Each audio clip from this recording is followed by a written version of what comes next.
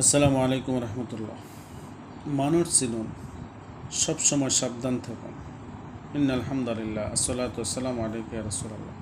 সম্মানিত বন্ধুগণ, এই মুহূর্তে আমরা যারা এই ভিডিওটুকুন দেখছি বা শুনছি, সকলকে ধন্যবাদ জানিয়ে আজকে আপনাদের মাঝে খুবই সুন্দর কয়েকটি বাণী নিয়ে আসলাম, যেটার হেডলাইন হচ্ছে মানুষ চিনুন, সবসময় সাবধান থাকুন।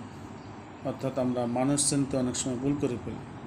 যে কোনো মানুষের কথাকে বিশ্বাস করি, তারপর আমরা ধোঁকায় পড়ে যাই, বিপদে পড়ে যাই, বড় ধরনের জরিমানা পড়ে যায়। এরকম অনেক অহরহ হয়ে থাকে। তাই আগে মানুষ চিনুন, সবসময় সাবধানে থাকুন। ধন্যবাদ। তো আসুন আমরা কোন কোন কোয়ালিটির মানুষ থেকে আমরা দূরে থাকব। এক নম্বরে, যে মানুষ অন্যদিকে তাকিয়ে কথা বলে, নিঃসন্দেহে সে আপনাকে ভালো চোখে দেখে না। বুঝতে পারছেন কথা?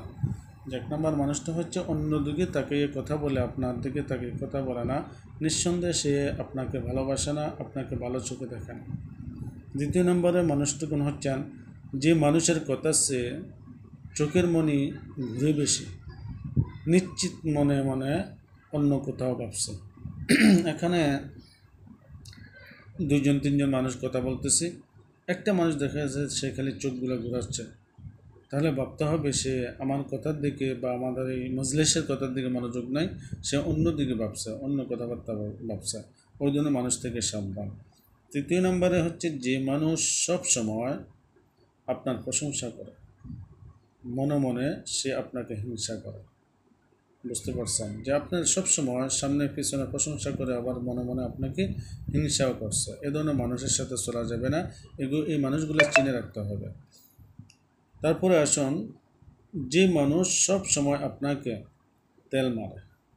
আছে না কিছু মানুষ, ছোট থেকে বড় পর্যন্ত, রাজনীতি অরাজনীতি, দলীয় অদলীয়, সকলেই সামনে পেলে অনেক তেল মারা শুরু করে দেয়। এটারও একটা লক্ষ্য আছে, এটাও একটা উদ্দেশ্য আছে। যে ওই লক্ষ্য উদ্দেশ্যটা হচ্ছে বুঝে নিতে হবে আপনার থেকে কিছু সে হাতাতে চায়।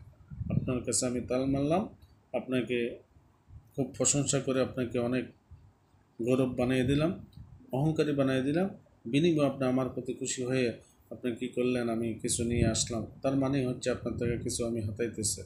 তাই কিছু কিছু মানুষ আছে যে বেশি বেশি তেল মারে। ওই তেল মারা মানুষ থেকে দূরে থাকতে হবে, ওই তেল মারা দল থেকে, নেতা খেতা থেকে দূরে থাকতে হবে। তাহলে আমরা কিন্তু সঠিক পথটা পেয়ে যাব। তাই আসুন আমরা মানুষ চিনি আর সবসময় সাবধান থেকে, তাই আমরা এই প্রচারণা থেকে, এই ধোঁকা থেকে আমরা বেঁচে যেতে পারবো ইনশাল্লাহ। আল্লাহ তাআলা আমাদের সকলকে কবুল করুক। আমিন।